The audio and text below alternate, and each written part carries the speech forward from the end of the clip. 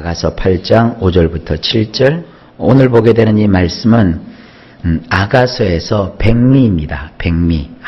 아주 아가서에서 가장 빼어난 표현이라고 할 수 있겠습니다.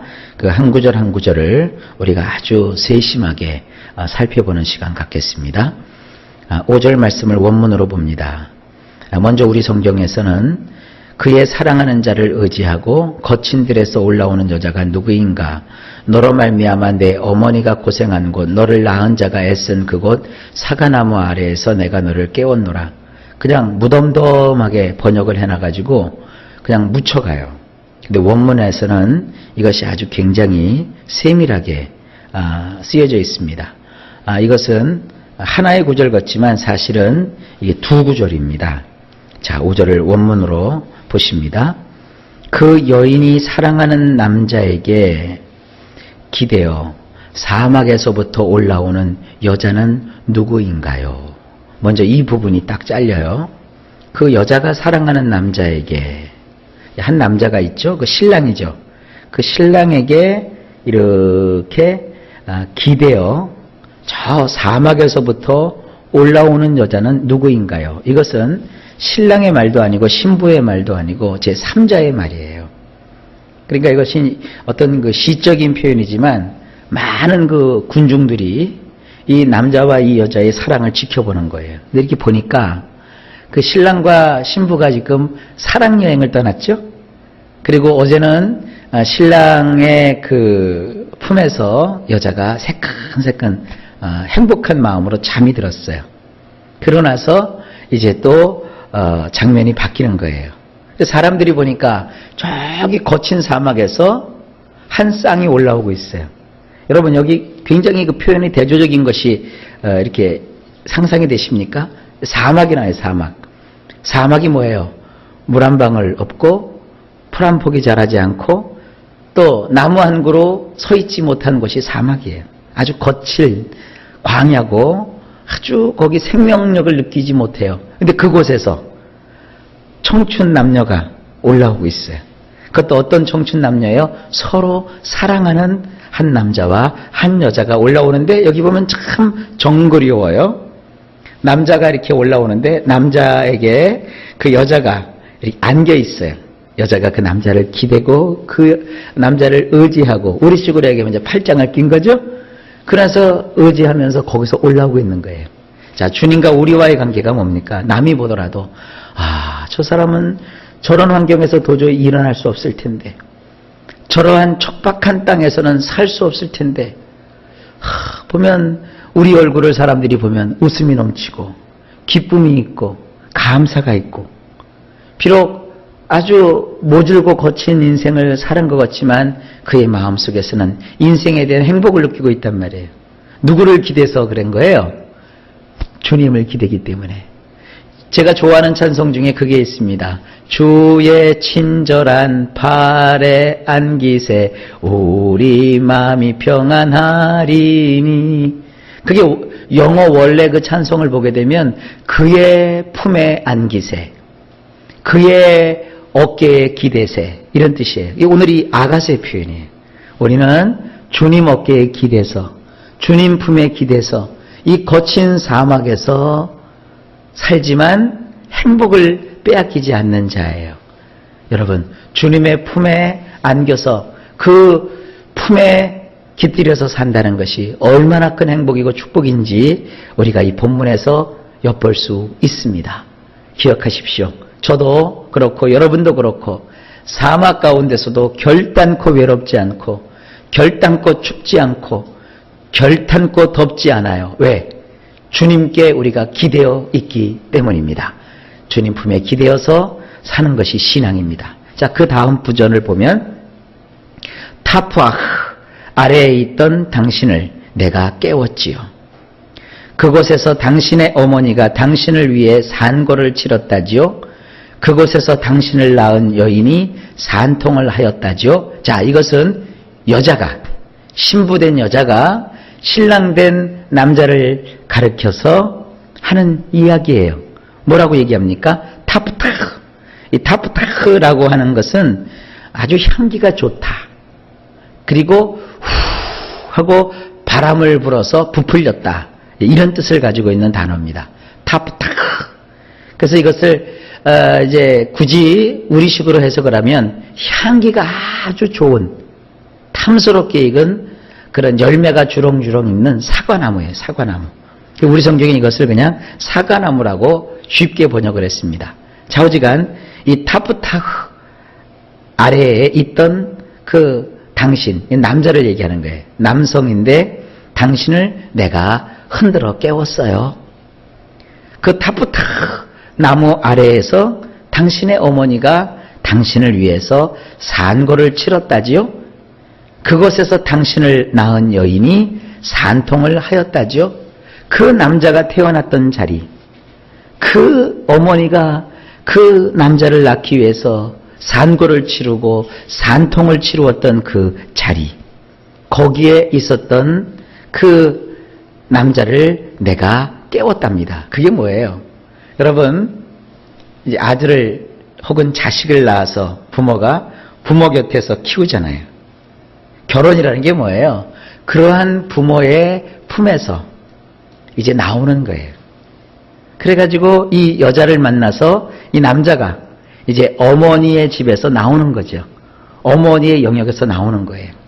남자가 그동안 어디에서 살았어요? 어머니의 그 타프타 향기가 좋은 그 사과나무 밑에서 자랐어요. 그곳에 있었어요. 거기서 안식했어요. 그러나 이제 사랑은 뭡니까? 그 남자가 거기에서 이제 나오는 거예요. 그리고 나서는 그 남자가 이제는 한 여자의 그늘이 되어주는 거예요.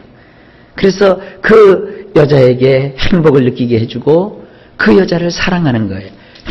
우리 주님께서 우리에게 사랑을 베풀 때 어떻게 하셨습니까? 그 아버지의 영광된 자리를 버리시고 척박하고 척박한 이 땅에 오셨잖아요. 그래서 누구를 만나주세요? 나를 만나주셨잖아요. 그래서 이제부터 어떻게 하는 겁니까? 사랑하는 거예요. 부모의 그늘에게서 이제 나와서 한 남자와 한 여자가 만나서 사랑의 옹주를 틀고 이제 함께 생활을 하는 거예요. 그 장면이 여기에 이렇게 아름답게 표현되어 있는 것입니다. 자, 그 다음에 6절로 이제 넘어가 봅시다. 너는 나를 도장같이 마음에 품고 도장같이 팔에 두라. 사랑은 죽음같이 강하고 질투는 수월같이 잔인하며 불길같이 일어나니 그 기세가 여호와의 불과 같으니라. 자, 우리 성경만 해도 굉장히 멋진 얘기지만 그 뜻은 제대로 전달이 잘 안 돼요. 원문을 보셔야 됩니다. 자, 6절을 이렇게 되어 있어요. 원문에는 당신의 마음에 나란 남자를 옥새같이 품으세요. 마치 당신의 팔에 있는 도장같이요. 여인의 사랑은 죽음만큼이나 강력하고 여인의 질투는 수월같이 가혹하고 여인의 불꽃은 활활 타오르는 불길이니 곧 야의 불꽃이랍니다. 이것은 조금 아까 여자가 남자를 가리켜서 얘기했죠. 그 타프타 나무 밑에 있었던 당신을 내가 흔들어 깨워서 불러냈어요. 이제 당신의 어머니가 당신을 낳은 그 어머니의 울타리에서 내가 당신을 끄집어낸 거예요. 그렇게 얘기를 했어요. 이제는 그 남자가 여자를 향해서 또 이제 사랑의 고백을 하는 거예요. 이것은 주님이 우리를 향해서 고백하는 것과 같은 것이에요. 자, 당신의 마음에 나란 남자를 옥새같이 품으세요. 이 옥새는 뭐예요? 왕의 도장이에요. 왕의 도장. 한 나라를 세우기도 하고 한 나라를 무너뜨릴 수도 있는 그 왕이 가지고 있는 도장을 옥새라고 하는 거예요. 그 나란 남자를 옥새같이 품으세요. 이게 왜 그래요? 이 남자는 왕이잖아요. 왕이 옥새를 이 여인에게 지금 주는 것과 같은 장면을 봅니다. 여인에게 있어서 남자는 옥새예요. 옥새. 당신의 마음에 나란 남자를 옥새같이 품으세요. 왕이 옥새를 함부로 해서는 안 됩니다. 우리도 마찬가지죠. 여러분, 막도장하고 인감도장하고 달라요. 인감도장처럼 나를 품으세요. 마치 지금 당신의 팔에 감겨있는 도장같이 말이죠. 그 여인도 이 팔에다가 이렇게 자기의 그 도장 반지를, 도장을 이렇게 차고 있었나 봐요. 당신이 지금 그 도장을 차고 여지껏 살아왔죠? 이제는 나란 남자를 옥새같이 품어주세요. 그러면서 이 남자가 이런 얘기를 합니다. 여기 우리 성경에 그냥 사랑이라고 되어 있는데 여기서는 남자의 사랑이 아니라 여자의 사랑을 가리키는 거예요. 여자의 사랑은 죽은 만큼이나 강력하고, 여러분 사람 죽으면 끝이잖아요. 죽은 사람 흔들어 깨운다고 일어납니까? 아주 굉장히 짙잖아요. 그 죽으면 다시 돌이킬 수 없듯이 여자가 일단 우리는 한을 품으면이라고 했는데 그것은 한이 아니라 사랑을 품으면 그것은 죽은 만큼이나 강력해요. 이 여자의 지조는요 강한 거예요. 강력하고 여자의 질투는 스월같이 가혹하대요. 여자가 한번 질투하면요, 이 스월이라고 하는 것은 뭡니까? 무덤이에요. 죽은 자가 가는 곳이 스월이거든요. 그 스월같이 가혹하대요. 그러니까 이거 굉장히 반어법이라고 하는 것이죠. 죽음이라는 거 얼마나 강합니까? 죽은 자가 들어가는 그 무덤이라는 것이 얼마나 냉혹합니까? 그것에 여자의 사랑을 지금 비유하고 있는 거예요. 변치 않는 사랑, 끝도 없는 사랑. 하나님께서 우리를 보실 때 우리가 하나님을 향하여 품는 사랑을 이렇게 여겨주시는 거예요. 거꾸로 얘기하면 여러분, 이 죽음만큼이나 강력한 그런 여인의 사랑으로 주님을 사랑하십니까? 스월같이 가혹할 정도로 여러분들은 주님을 향한 그런 질투하는 마음이 있습니까? 주님을 나는 빼앗기지 않아야 돼요. 세상 누가 어떻게 해도 나는 내 주님을 빼앗길 수 없어요. 여인이 내 남편을 다른 자에게 빼앗길 수 없는 것처럼, 안 그렇습니까? 빼앗겨서는 안 돼요. 마음에 들지 않는다고 아이고 너는 이제 필요 없어 이러면 안 돼요. 비록 마음에 들지 않아도 여인은 그 남자를 자기 품에 품고 그 질투하는 마음을 가져야 그게 사랑인 거예요. 우리도 주님을 빼앗기지 맙시다. 여인의 불꽃은 활활 타오르는 불길 같대요. 이게 참 절묘한 표현입니다. 여인의 마음속에 불꽃이 타고 있어요. 이게 사랑의 불꽃, 질투의 불꽃, 이것이 타고 있어요. 근데 그것은 마치 활활 타오르는 장작불과 같은 거예요. 이건 남성입니다. 남성을 표현하고 있는데 남자 이런 게 아니라 그 언어 단어에는, 히브리어 단어에는 남성이냐 여성이냐 이런 그 성이라는 게 있어요. 이 불이 확 하고 타오르잖아요. 장작불을 태우면 이건 남성적인 불이에요. 근데 여인의 마음에 타오르는 불길은 굉장히 소박하고 가녀리고 그러나 꺼지지 않는 그런 불이에요. 남자의 불은 그냥 확 타버리고 말지만 여자의 불은 끊임없이 꺼지지 않는 그런 불꽃이에요. 근데 그 불꽃은 뭐냐? 곧 야의 불꽃이랍니다. 이 야라고 하는 것은 이스라엘 사람들이 하나님을 부를 때 야라고 했거든요. 그 하나님의 타오르는 불꽃인데 이 불꽃은 뭐냐? 심판하는 불꽃을 말해요. 그러니까 남자의 불꽃은 그냥 확 타버리는 아주 굉장한 힘 있는 불꽃이지만 여자의 불꽃은요, 한 번 붙으면 꺼지질 않는, 심판할 때 쓰시는 그런 불꽃 같은, 세지는 않지만 끝까지 꺼짐없는 그런 그 하나님의 불길처럼 여인의 그 마음속에는 이 사랑의 불꽃이 꺼지지 않는다는 표현이에요. 자, 여러분 속에도 주님을 향한 이 꺼지지 않는 불이 있죠? 그 타는 불꽃 같은 사랑, 이게 주님께 향한 우리의 사랑입니다. 여러분, 우리 주님을 불꽃 같은 사랑으로 사랑합시다. 그 다음에 7절입니다. 많은 물도 이 사랑을 끄지 못하겠고 홍수라도 삼키지 못하나니 사람이 그의 온 가산을 다 주고 사랑과 바꾸려 할지라도 오히려 멸시를 받으리라. 자, 이것도 원문으로 봅시다. 엄청난 양의 물들이라도 여인의 그 사랑을 능히 끌 수 없고요. 홍수일지라도 그녀를 집어삼키지 못하지요. 만일 남자가 그 여인의 사랑을 위해서 자기 집에 전 재산을 준다면 사람들이 그를 향하여 조롱할 거랍니다. 이 남자가 계속 자기 신부인 여인에게 하는 얘기예요. 남자도 역시 마찬가지예요. 내가 사랑하는 여자를 남한테 뺏길 수 없는 거예요. 그죠? 근데 여인 주변에 많은 남자들이 있어요. 기라성 같은 남자들이 있어요. 수적으로 엄청난 양의 물, 이것은 이제 남성형이거든요. 그러니까 엄청난 많은 물들이 집적돼도 나를 향한 그 여인의 불꽃 사랑을 끌 수가 없대요. 이미 나를 향해서 지펴졌던 그 여인의 그 사랑은 어떤 남자가 와서도 그 여인의 사랑을 이제 차지할 수 없어요. 왜? 그 여인은 이제 나를 향하여 그 불꽃 같은 사랑을 불붙였기 때문에.